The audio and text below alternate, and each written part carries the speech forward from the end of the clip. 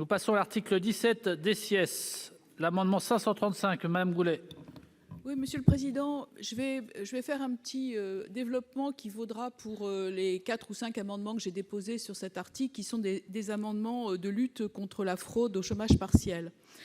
Si vous regardez attentivement le formulaire de demande de chômage partiel, vous n'avez aucune identité des salariés visés par la mesure, ni le nombre de salariés. Et donc, les fraudes sont extrêmement nombreuses. D'ailleurs, le parquet a engagé un certain nombre de procédures. Il y a plus de 1000 fraudes qui ont été repérées déjà, et notamment avec des circuits de fraude qu'on connaît bien, qui vont ressembler à la fraude au quota carbone, etc. C'est-à-dire qu'un client satisfait est un client qui revient, et un fraudeur qui trouve un système à frauder revient aussi. C'est exactement ce qui se passe dans le cas du chômage partiel. Et donc, je vous propose dans l'amendement 535 que les demandes de versement d'indemnisation au titre du placement en position d'activité partielle des salariés s'accompagnent de la liste nominative des salariés visés, de leur identité, de leur numéro de sécurité sociale, ainsi qu'une copie de la déclaration sociale nominative prévue à l'article L. 133-5-3 du Code de la sécurité sociale. Ça me semble important. Alors, je sais que les demandes de mise en chômage partiel doivent être effectuées rapidement parce que c'est important de soutenir le pouvoir d'achat des salariés qui seraient mis en chômage partiel. Cela ne va pas sans un contrôle, et c'est la raison pour laquelle j'ai déposé une série d'amendements, dont le 535. Merci, cher collègue. Monsieur le rapporteur, sur le 535. Alors, Madame Goulet soulève une question réelle, puisqu'il y a beaucoup même d'articles, qui est la question de la fraude. Il y a même des usurpations d'identité, etc. Et le montant du chômage partiel, l'indemnisation, c'est plus de 30 milliards d'euros, donc ça mérite qu'on s'y arrête un instant. Bon, simplement, j'ai une petite nuance par rapport à ce qui a été dit. Il y a deux choses. Il y a la demande initiale, c'est-à-dire l'éligibilité de l'entreprise au bénéfice du chômage partiel. Et là, c'est vrai qu'il n'y a pas d'identité. Ça dépend du type d'activité. Et il y a un motif qui doit être indiqué. Exemple, fermeture administrative, par exemple, ou réduction d'activité. Et ensuite, il y a l'indemnisation elle-même, où il faut indiquer le nom, le numéro de sécurité sociale, les heures concernées, etc., salarié par salarié. Vous regardez, donc voilà, il ne faut pas confondre la demande initiale, qui est le bénéfice éventuel du chômage partiel pour l'entreprise, où là, c'est pour savoir quel type d'événement justifie le chômage partiel, donc par exemple la fermeture administrative. Et il faut le distinguer de l'indemnisation elle-même, sur laquelle, bien évidemment, il faut indiquer pour chaque salarié, avec son numéro, les heures normalement travaillées, les heures chômées, etc. Donc, c'est néanmoins la question. Donc, c'est une demande de retrait sur cet aspect-là, mais j'aimerais entendre le gouvernement sur les moyens qu'il souhaite engager sur la lutte contre la fraude, parce qu'il y a manifestement, sur un montant aussi important, plus de 30 milliards d'euros d'enjeux, des fraudes. Et je comprends qu'on ait voulu aller vite dans l'indemnisation, mais il faudra sans doute des contrôles a posteriori pour éviter des dérives. Donc, Madame la ministre. Alors, pour préciser certaines choses, d'abord, effectivement, il n'y a pas un euro de payé sans avoir le nom, le prénom, le numéro de sécurité sociale, les jours et les heures qui ont été faites et qui sont indemnisées. Et effectivement, ce n'est pas fait au moment de la demande initiale, puisque la demande initiale est une autorisation de principe à pouvoir faire valoir que l'on pourra bénéficier de la demande de chômage partiel. Donc je pense que votre amendement, par rapport à celui-là, est satisfait. La deuxième chose, pour répondre à monsieur le rapporteur, Muriel Pénicaud avait très clairement indiqué qu'elle avait lancé 30 000 contrôles d'entreprises en chômage partiel. 3 000 contrôles ont d'ores et déjà été faits. 800 entreprises ont fait l'objet d'un procès-verbal avec, je dirais, des choses des problèmes qui sont diverses et hétérogènes. Certains, c'est des demandes mal comprises ou mal remplies, donc voilà, on ajuste. Puis d'autres, c'est effectivement une fraude caractérisée avec des gens qui, en télétravail, font par ailleurs l'objet d'une demande de paiement en chômage partiel. Donc là, c'est évidemment sanctionné très durement, puisqu'on a suffisamment parlé du problème des profiteurs de guerre. Il est assez incorrect, inapproprié pour des entreprises de bénéficier d'un soutien public à un moment où d'autres entreprises sont au bord de la faillite et elles ont vraiment besoin d'un accompagnement. Merci, Madame la Ministre. Monsieur Bachere. Oui, juste un petit problème, Madame la Ministre. Pourquoi, au moment où on sait qu'il y a un sujet de fraude et il a été évoqué massivement, votre ministère a choisi de démanteler la délégation nationale aux luttes contre la fraude, qui permettait justement de mettre à la fois la fraude sociale et la fraude fiscale ensemble. Donc on est un peu surpris de ce démantèlement qui consiste à diviser au moins par 2 les effectifs. Donc voilà, c'était un petit problème de cohérence. Merci, Madame la Ministre. Je vais également répondre à ce point-là. On n'a pas démantelé, on a créé une structure interministérielle pour mieux lutter contre la fraude. Donc c'est une réunion d'un certain nombre de services avec une coordination. Le décret a été présenté en Conseil des ministres et on va plutôt dans un sens de renforcement de manière générale de la lutte contre la fraude, d'abaissement et de travail interministériel pour justement ne pas avoir les silos de chaque structure ministérielle, qu'il s'agisse de la chancellerie, qu'il s'agisse du ministère de l'Intérieur, du ministère de l'Économie, des Finances et de la Relance. Donc ça va plutôt dans le sens que vous appelez de vos voeux. Merci. Madame Goulet, est-ce qu'il est retiré ou maintenu? C'est-à-dire qu'il y a 2 parties dans l'amendement. J'ai bien compris sur la première partie de l'amendement. Il reste que l'agence de services de paiement peut effectuer tout contrôle par l'intermédiaire de tout agent habilité et que les paiements seraient immédiatement suspendus en cas de fraude. Est-ce que, Madame la Ministre, vous pouvez nous confirmer que ce sera le cas? Oui, je vous disais, l'amendement comporte 2 parties, puisqu'il y a une partie sur l'agence de services et de paiement qui pourra effectuer tout contrôle par tout agent habilité, et il reste une partie qui consiste à dire les paiements seront immédiatement suspendus en cas de fraude. Ça ne figure pas dans le texte. Dans ces cas-là, on supprimerait le premier alinéa, ou on voterait sur le second. Là, j'arrive à la limite de mes compétences. Sur la partie contrôle, ce sont les inspections du travail qui sont notamment mobilisées. Je pense que sur le paiement, comme ce sont des contrôles a posteriori, par construction, vous avez 2 choses. Ça veut dire, 1, la question du rappel de l'argent qui a été indûment versé, et 2, par construction, s'il y a fraude, c'est qu'il doit avoir, c'est que vous ne pouvez pas appuyer la suite du chômage partiel. Et donc, a priori, l'ASP, je pense, suspend ses paiements puisqu'elle n'a pas les éléments qui lui permettent de payer, puisqu'il a été mis en valeur qu'il y avait fraude. Mais est-ce qu'il y a une automaticité, c'est-à-dire vous avez fraudé sur M. Paul et vous êtes fondé à demander le remboursement de M. Henry? Je pense qu'en revanche, le remboursement de M. Henry est maintenu. Merci. Donc, il est retiré?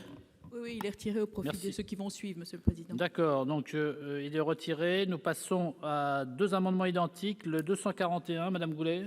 Oui, alors dans la même lignée, je vous propose, compte tenu des nombreuses dispositions et des 1740 opérations frauduleuses qui ont déjà été relevées jusqu'à aujourd'hui, avec l'utilisation de 1069 sociétés différentes, et puis utilisant 170 comptes bancaires différents, et notamment des comptes bancaires à l'étranger, je vous propose que les versements d'indemnisation au titre du placement en position d'activité partielle des salariés mentionnés à l'article 2, donc concernant ce sujet, soient subordonnés à la fois à la consultation du FICOBA et ensuite au contrôle du greffe du tribunal de commerce. Pourquoi je dis ça?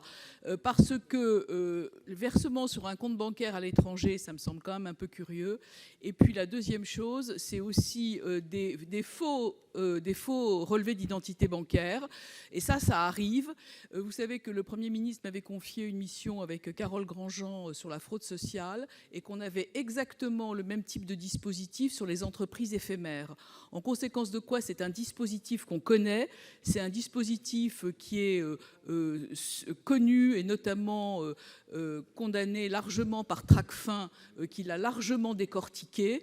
En conséquence de quoi, je pense qu'on pourrait quand même avoir au moins cette consultation du FICOBA et du greffe pour savoir si la société existe avant de pouvoir verser les indemnités qui sont extrêmement importantes sur les sommes considérées. S'il y a 2 ou 3% de fraude, ça fait quand même des sommes très très importantes. Merci. Amendement identique, le 945, Monsieur Savoldelli. Oui, Monsieur le Président, il est en effet identique. Je pense qu'il faudrait vraiment voter ces amendements. Il s'agit quand même de l'utilisation de l'argent public, d'une décision qui nous a été unanime ici. Nous avons soutenu le gouvernement pour recourir au chômage partiel du fait du confinement et de l'arrêt des activités. Après, on a un dispositif, écoutez, c'est les chiffres même du gouvernement, il y a un tiers des entreprises qui sont quand même suspectées de fraude. Donc la demande qui est faite par l'amendement précédent et le nôtre, c'est vraiment de consulter donc le fichier national des comptes bancaires, le greffe du tribunal de commerce, parce que l'essentiel, en gros, de la fraude se fait sur les numéros de SIRET. Elle a raison, Madame Goulet. On connaît en grande partie la méthode utilisée. Donc, il faut se doter d'éléments de contrôle et de vigilance. Après, il y a sûrement d'autres dispositifs, mais il y va quand même de l'utilisation de l'argent public, d'un dispositif où déjà un tiers quand même des entreprises bénéficiaires ont été suspectées de fraude. On va avoir un débat peut-être dans les semaines, mois à venir, c'est est-ce qu'on arrête ou on n'arrête pas ce dispositif. Donc vous voyez, on a intérêt à se donner quand même les garanties de son contrôle. C'est le minimum pour après se déterminer sur suite ou pas de ce dispositif pour le chômage partiel. Si, monsieur le rapporteur. Non, il faut partager deux objectifs, bien sûr, celui de l'efficacité. Donc tout dispositif de contrôle préalable ralentirait les entreprises qui ne peuvent pas attendre, mais en même temps l'objectif de lutte contre la fraude. De manière très claire, si c'est un contrôle préalable manuel par le greffe, moi je suis par opposé.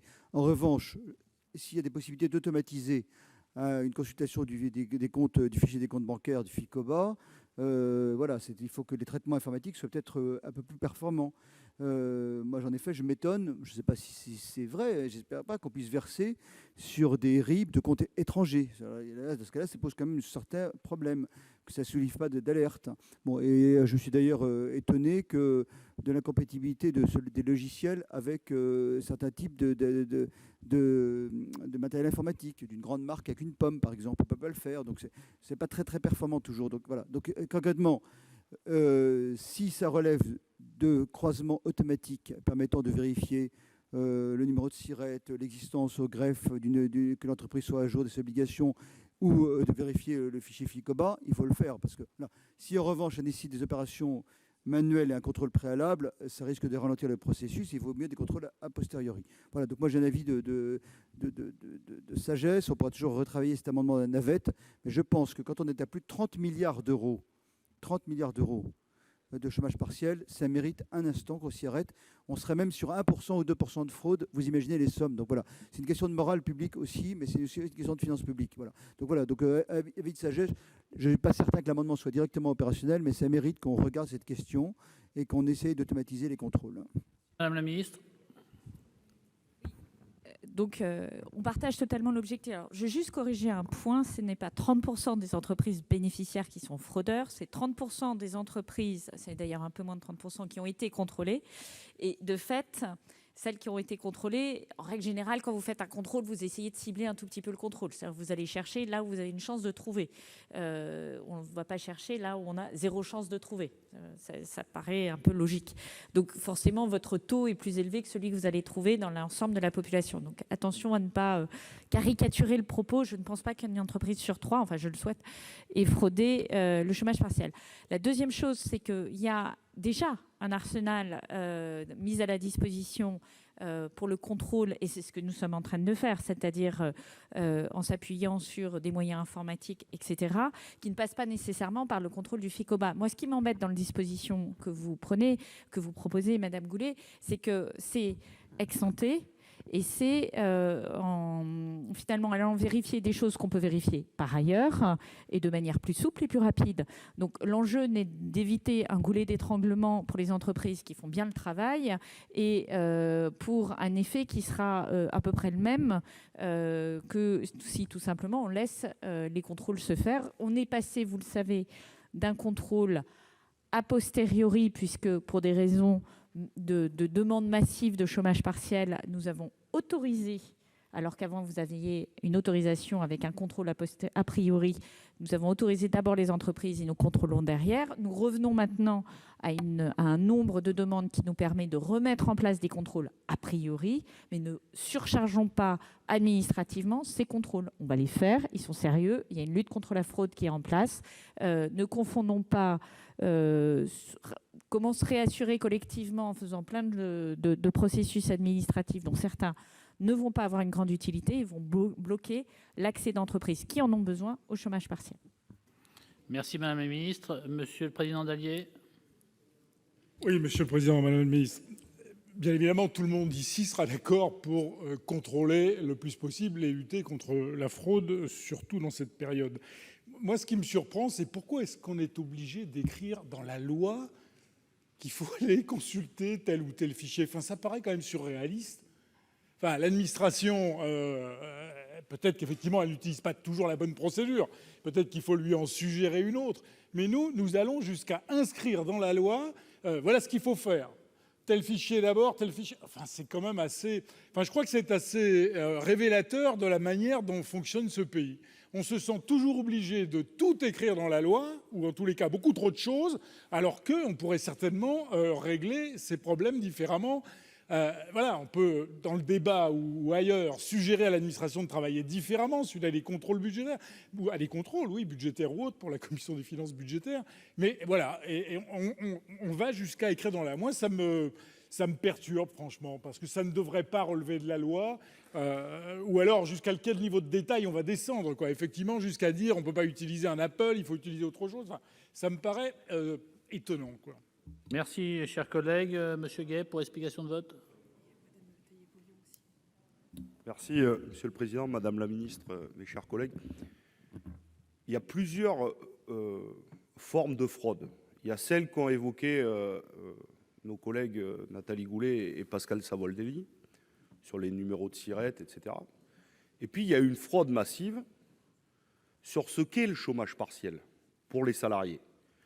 Et là-dedans, je ne mets pas à égalité toutes les entreprises. Par exemple, je suis persuadé qu'il y a des petits chefs d'entreprise qui n'avaient jamais été confrontés à cette question et qui étaient persuadés qu'on pouvait recourir au chômage partiel et continuer à faire travailler ses salariés. Et il y en a. Mais oui, non, mais ça existe. Je dis, attendez, ça a existé. Mais le problème, c'est qu'il y a des grandes entreprises qui ont fait ça. Et quand on dit 30% de suspicion, c'est tout ça qu'on met dans le lot. C'est tout ça. Moi, Madame la Ministre, je peux vous assurer, je peux vous citer des noms d'entreprises où les commerciaux, par exemple, ont été mis au chômage partiel et ont continué à démarcher les clients et à répondre au téléphone. Ben ça, c'est une fraude au chômage partiel. Mais si, eh ben oui. Donc la question, quand même, puisque nous allons le continuer, le chômage partiel, nous allons nous inscrire dans un chômage partiel longue durée. Et nous avons des propositions, nous pensons que c'est une bonne chose. Nous pensons par exemple qu'il faut plus renforcer le volet formation. Et on aura le débat avec vous. Mais on a une question, quand ça coûte 30 milliards d'euros, 1 million d'entreprises et 12 millions de salariés. Voilà. Il faut qu'on trouve une forme. Il y a la fraude, j'ai envie de dire, fiscale, et puis il y a la fraude au travail. Et là, il faut que les inspections du travail puissent réaliser. Et Madame la Ministre, je finis, je n'avais pas tout à fait les mêmes chiffres que vous sur ce qu'avait annoncé Muriel Pénicaud. Vous avez raison, 3000 contrôles effectués au 30 juin, 850 cas, donc on dit un tiers. On y est. Voilà. Elle avait dit qu'elle en avait 12 000 en cours, et l'objectif, c'était 50 000 avant la fin de l'été. Est-ce qu'on est en capacité, oui ou non, de pouvoir tenir ces objectifs? Et il faut nous, j'ai envie de dire, comment on va faire sur les 18 prochains mois? Est-ce que vous allez donner assez de pouvoir aux inspections du travail pour aller contrôler ce chômage partiel longue durée? Je vous remercie. Si, chers collègues, Madame Taillé-Polian, excusez-moi parce que je vous ai fait patienter. Ce n'est pas grave, Monsieur le Président, merci. Oui, sur cette question, je crois que Monsieur Gay a tout à fait raison, c'est-à-dire qu'il y a bien deux choses. Il y a la fraude au dispositif et le travail dissimulé, tout simplement, parce que c'est une forme de travail dissimulé. Donc moi je crois que ce que propose Madame Goulet et ce que propose Monsieur Savoldelli vont vraiment dans le bon sens, parce que il y a quand même eu une dérive très nette quand on a automatisé l'acceptation de la demande. Bon. Et que maintenant il y a un petit peu plus de temps et donc il faut le mettre à profit et que tout le monde sache que on peut pas faire une demande comme ça et après sans être soumis à un certain nombre de vérifications, parce que on sait qu'il y a des gens, alors je sais pas si c'est indélicat, inapproprié, je trouve que c'est moi tout simplement purement scandaleux, qui vont essayer de rentrer dans les les mailles de passer entre les mailles du filet. Et là-dessus, il faut renforcer le service dans les directs qui gèrent cela. Il y a eu, pour le contrôle, un certain nombre de vacataires, c'est ce que Mme Pénicaud m'avait dit, 300 à 400 vacataires qui ont été embauchés pour faire les vérifications. Je pense qu'il faut pérenniser ce dispositif. Mais il faut aussi renforcer l'inspection du travail parce que, comme le disait M. Gay, il y a la question du travail dissimulé. Et là, c'est vraiment difficile à aller rechercher parce que ça peut concerner tel salarié et ça peut ne pas concerner tel autre. Mais ce sont des fraudes qui, malheureusement, et on en a tous entendu des exemples autour de nous et la presse en a fait l'écho, qui ont été quand même extrêmement importants. De gens à qui on a demandé de travailler quand même un peu, quand même beaucoup, de chez eux. Et des gens qui ont été d'ailleurs, je pense, beaucoup de salariés qui ont été absolument scandalisés par cela. Donc je crois qu'il y a deux choses. D'une part, pérenniser les vacataires qui ont été mis, peut-être augmenter leur nombre, peut-être aussi, et moi je soutiendrai les amendements qui ont été posés, renforcer les contrôles a priori et renforcer en nombre les inspecteurs du travail pour qu'ils puissent, et d'autant plus que ce dispositif va être pérennisé dans la recherche du travail dissimulé. Il y a d'autres choses pour eux à faire, donc ne vous inquiétez pas, même si le chômage partiel diminue, eh bien, je crois qu'ils ont des tas de choses à faire sur l'égalité femmes-hommes, sur les conditions de travail, sur la santé et la sécurité, pour faire en sorte que l'augmentation du nombre d'inspecteurs du travail soit utile. Merci, cher collègue. Madame Goulet. Oui, Monsieur le Président, je vais revenir une minute sur ces amendements, parce que comme on a fait 68 amendements à l'heure, ce qui est un record, je pense qu'on peut passer juste une petite minute là-dessus. Et je voudrais, puisque l'observation de Philippe Dallier est tout à fait juste, mais quand vous lisez ce qu'indique le parquet lorsqu'il a ouvert les procédures, et que vous êtes législateur, légitimement, vous vous inquiétez. Que dit le parquet ? La découverte de similitudes entre de nombreuses demandes d'autorisation d'activité partielle déposées par des entreprises a éveillé les soupçons, très bien. Mais vu l'ampleur de la fraude, des ramifications internationales relevées par les premières investigations, le parquet s'est saisi des dossiers au titre de sa compétence nationale en matière de lutte contre la criminalité organisée, d'autant que les virements étaient montés depuis l'étranger. Donc il faut bien croire que le fichier des comptes bancaires n'avait pas été vérifié. Selon une source proche du dossier, les enquêteurs soupçonnent une organisation criminelle d'avoir monté une fraude depuis l'étranger. Donc je suis désolée, ça veut dire que le contrôle n'a pas été fait. Je suis désolée que le législateur s'en mêle, mais a priori, il y a quand même un petit problème. Voilà.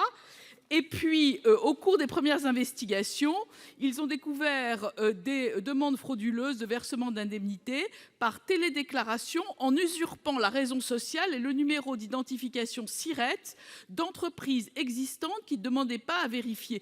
Donc, si vous voulez, vous voyez bien où est la difficulté. Moi, je veux bien qu'on retire ces amendements et qu'on fasse rien, mais de toute façon... Non, mais ça, je suis d'accord. Je suis d'accord avec vous. Moi, d'abord, j'ai pas l'intention de les retirer. Et ensuite, je pense que c'est un sujet qui existe dans d'autres domaines, y compris la fraude aux prestations ou la fraude au carrousel, etc., qu'on retrouve toujours les mêmes systèmes et que vous savez mieux que moi, notamment en matière de fraude à la TVA, etc., que quand le système existe, la créativité des fraudeurs fait en sorte que les gens bénéficient. Donc, c'est beaucoup d'argent avec des gens qui en ont vraiment besoin. Et je pense que c'est pas complètement inutile qu'on passe une minute pour essayer d'obtenir de l'administration et du gouvernement qui prennent les mesures nécessaires pour essayer d'endiguer cette fraude. Merci, cher collègue. Madame la ministre. Pardon, mais je vais redire les choses très clairement. Le dispositif de chômage partiel d'urgence, il a été enclenché ensemble et voté par vous avec un dispositif qui était assumé, où le contrôle a été déplacé a posteriori. Donc, et on n'avait pas le choix, merci de le dire. Donc, par construction, on n'a pas pu contrôler a priori, puisqu'on a fait le choix de faire un contrôle a posteriori. Ça, c'est la première chose. Et maintenant, nous faisons des contrôles a posteriori. Et puisque nous avons plus de capacité à contrôler a priori ceux qui font de nouvelles demandes, nous allons contrôler et nous développons de plus en plus ce contrôle a priori. Donc, l'administration n'est pas les bras croisés à attendre que les fraudeurs lui fassent les poches. Ce n'est pas notre intérêt. Et les gens sont sur le terrain. Et c'est Muriel Pénicaud qui a, comme l'a très bien souligné le sénateur Gay, pris un programme, et Madame la sénatrice, pris un programme avec des vacataires pour accélérer la phase de contrôle. La deuxième chose, c'est que le point le plus sensible, me semble-t-il, ou en tout cas celui qui remonte le plus, c'est pas la fraude au numéro SIRET, même si c'est très mal et il faut évidemment le pourchasser. C'est la personne qui est en télétravail à la maison et dont on dit à la directe qu'il était en chômage partiel. C'est le commercial qui continue à appeler ses clients. C'est ça le problème. Et c'est ça qui représente le plus gros volume de fraude. Et vous pouvez faire tous les contrôles FICOBA et des greffes du tribunal, c'est pas ça qui va vous permettre de l'attraper. Donc c'est pour ça que je rejoins ce qui vient d'être dit. L'administration, elle contrôle. On lui reproche d'ailleurs suffisamment de trop contrôler parfois. Donc, oui. Donc, dans ce cas-là, elle contrôle avec tous les dispositifs et tous les moyens qui sont à sa disposition. C'est pour ça aussi qu'on a cette interministérialité sur la lutte contre la fraude, de façon à pouvoir utiliser tous les leviers disponibles, qu'ils soient informatiques, qu'ils soient de renseignement, qu'ils soient économiques et financiers, et avec l'objectif de faire en sorte que les choses se reproduisent plus. Et je rappelle que lorsque vous avez des cas de fraude qui sont révélés, reversement des aides perçues au titre des heures indûment perçues par l'employeur, et je vais répondre à votre question, parce que interdiction de bénéficier pendant 5 ans d'aide publique. Donc, clac, ça s'arrête. Pas besoin de le mettre dans la loi. Et sanction pénale, ce qui n'est pas illégitime. Merci Madame la Ministre. J'ai 2 demandes de parole encore. Alors, ça fait quand même 20 minutes que nous sommes sur le sujet. Ce n'est pas un petit sujet, mais mes chers collègues, nous étions dans un bon rythme. On m'a demandé tout à l'heure à quelle heure nous finirions. Voilà, je le rappelle simplement aux uns et aux autres, parce que a priori, il est prévu d'ouvrir demain. Donc voilà, si on continue, voilà, Monsieur Lecomte et Madame Prima ont demandé la parole. Si Monsieur le Président, ce sera très très court, hein, parce qu'effectivement, on n'avait pas le choix, et je pense que c'était une démarche de confiance avec les entreprises, de confiance du Parlement vis-à-vis du gouvernement, etc. Nous sommes tous d'accord. Mais là où il y a quelque chose qui heurte le sens commun, c'est lorsque des demandeurs donnent des comptes à l'étranger. Lorsque ce sont des entreprises françaises qui sont susceptibles. Enfin, là, pour le coup, nous n'aurions pas imaginé que l'administration puisse laisser passer ce genre de choses. Parce que là, pour le coup, c'est franchement choquant. Donc, à partir de là, effectivement, nous sommes quand même assez étonnés. Et on ne pouvait même pas imaginer, finalement, que ce type d'indemnisation pourrait aller sur des comptes à l'étranger. Enfin, ça, c'est quelque chose d'absolument étonnant. Et désolé, l'administration, sur ce point, a fauté. Chers collègues, Madame la Présidente Prima. Monsieur le Président, je vais essayer d'aller très très vite. D'abord, je voudrais dire que c'est une question majeure, parce que dans cette période où on va connaître vraiment des difficultés économiques, c'est vraiment une question de morale qui me semble être majeure. Les entreprises ne peuvent pas jouer à frauder sur le chômage partiel. Ça, je voudrais vraiment être extrêmement clair. La deuxième chose, c'est que je rejoins Philippe Dallier. Je pense que l'administration telle qu'elle est organisée aujourd'hui, elle est très motivée pour courir après la fraude. Et aujourd'hui, il faut lui laisser un maximum de flexibilité pour qu'elle utilise tous les outils qu'elle peut utiliser, même ceux auxquels on pourrait, nous, ne pas penser. Et je pense qu'il faut les laisser travailler entre administrations déconcentrées au niveau des départements avec l'ensemble des services pour pouvoir aller chercher la fraude de la façon la plus intelligente et la plus adéquate possible. Ensuite, je voudrais dire à mon collègue Fabien Gay que je suis moins manichéenne que lui. Il n'y a pas des gros qui trichent et des petits qui ne savaient pas qu'ils trichaient. Moi, je connais des petits qui trichent. Voilà. Alors, je suis article 40, je devrais le dire. Mais je connais des petits qui trichent.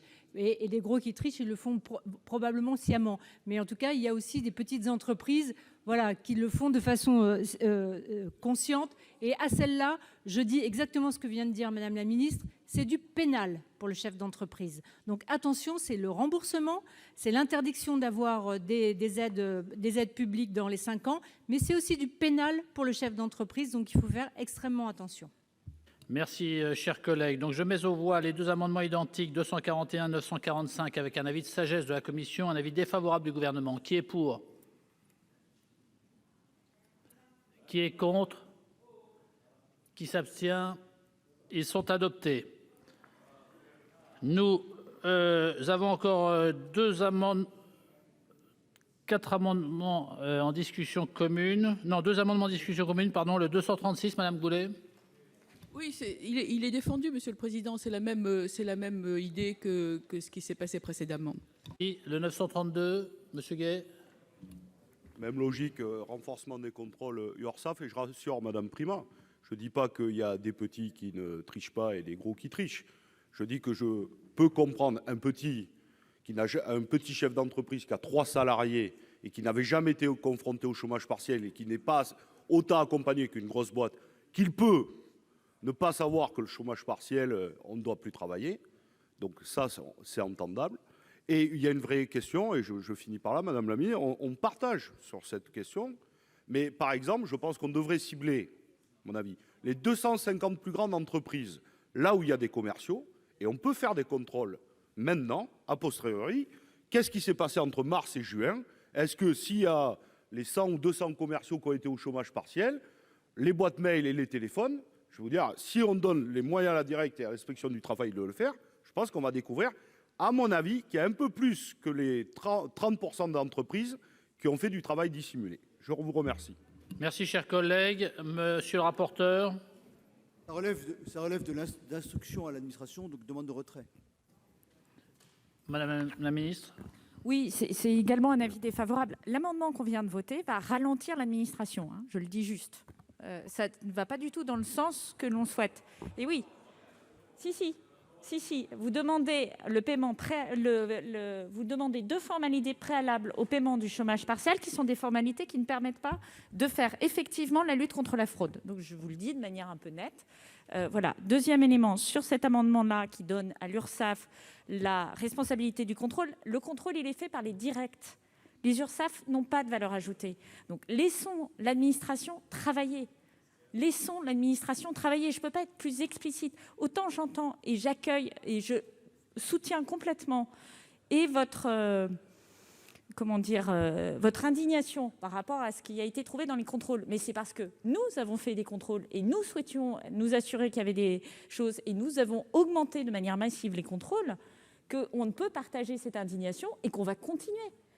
N'en doutez pas, on va continuer. Et sur les 200 plus grandes entreprises, je vous assure que ce n'est pas une question de taille d'entreprise. D'abord parce que dans les 250 plus grandes entreprises françaises, il y en a beaucoup qui n'ont pas utilisé du chômage partiel par principe. Par principe aussi. Parce qu'il y a quelques bons citoyens aussi dans les grandes entreprises. Donc attention non plus à ne pas tomber dans la caricature. La question d'utiliser... Autant vous avez raison de dire qu'il faut cibler les entreprises, par exemple, où il y a des commerciaux, parce que ça, c'est probablement le genre de profession où on peut faire un peu entre les deux, c'est de la zone grise. Autant, en revanche, quelle que soit la taille, et imaginez bien que quand on fait des contrôles, on fait un tout petit peu, moi j'ai été dans un corps de contrôle dans une vie antérieure, on fait un tout petit peu de ciblage pour ne pas perdre de temps. Merci Madame la Ministre. Il y a une demande de retrait de la Commission pour le 236, il est maintenu.